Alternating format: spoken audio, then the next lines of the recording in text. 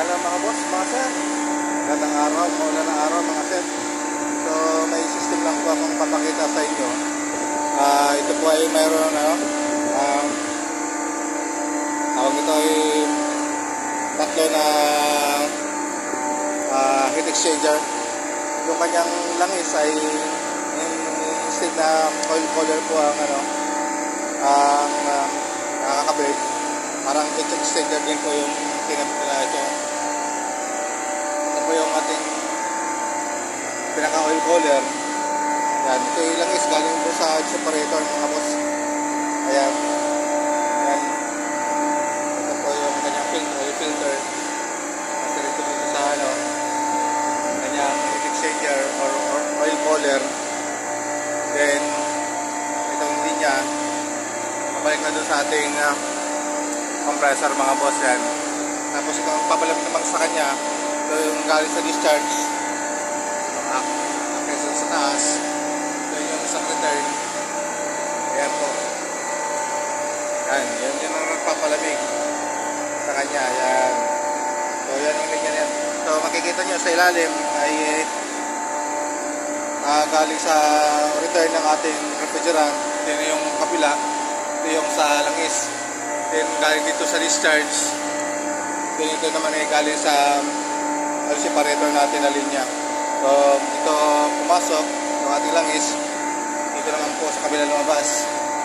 Then nagpapalamig naman natin. Dito pumasok. At dito rin lumabas sa kabila. Papunta naman doon sa ating receiver. Pakita ko lang sa iyo yung iba pang mga heat exchanger. So yun mga boss, ayan. Ito yung galing sa liquid line. Tapos yun, mayroon pa siyang isa pang heat exchanger dyan. So yung liquid line, papasok doon sa heat exchanger, din lalabas papunta doon sa ating liquid line na mismo. Tapos yung liquid natin ay galing dito sa kanyang reservoir. Yan po yung reservoir niya. Yung kanyang oil, yung kanyang filter. Ito po yung linya na dinaanan niya. Ayan po. Tapos ayan, pasok po doon sa ating heat exchanger. Ibabaw. Labas po dito sa ating liquid line. Papunta na doon sa ating expansion valve sa ating evaporator. So yan ito po linya. So bali tatlo po yung ating heat exchanger mga boss mga sir. Hindi ko lang alam kung kayo po ay naka-encounter na ganitong system na may tatlong heat exchanger. Yung kanyang oil cooler, parang heat exchanger na rin yung design ng kanyang oil cooler. So ito, isa, dalawa, yung pangatlo po yung nandun na ating pang oil cooler. So yun po yung sistema na pinakita ko sa inyo. So baka nakaka-encounter din kayo ng ganitong design ng mga system. At least makapagbahagi kayo kung ano yung mga na-encounter nyo scenario or ano yung feedback nyo sa ganitong system. So at least magkaroon din kami ng idea.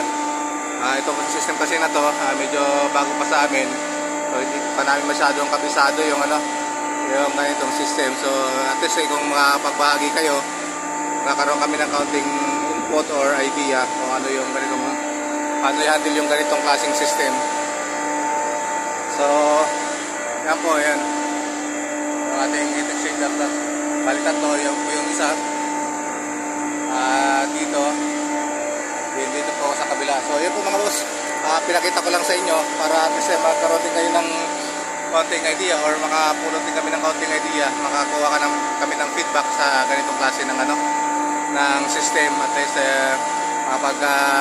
palitan tayo ng koro-koro kasi dito hindi kami masyadong familiar sa ganitong system. So